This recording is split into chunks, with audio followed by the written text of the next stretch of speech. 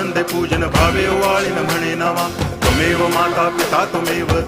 बंधुश्च सखा त्वमेव विद्या तरुणं त्वमेव सर्वं मम देव कायेन वाचा मनसेन्द्रियैर्वा बुद्ध्यात्मना वा प्रकृति स्वभावात् करोमि यद्यत् सकलं परस्मै नारायणायति समर्पयामि अच्युतं केशवं रामनारायणं कृष्णदामोदरं वासुदेवं हरि गिरिधरं माधवं गोपिकावल्लभं जानकीनायकं रामचन्द्रं भजे हरे राम राम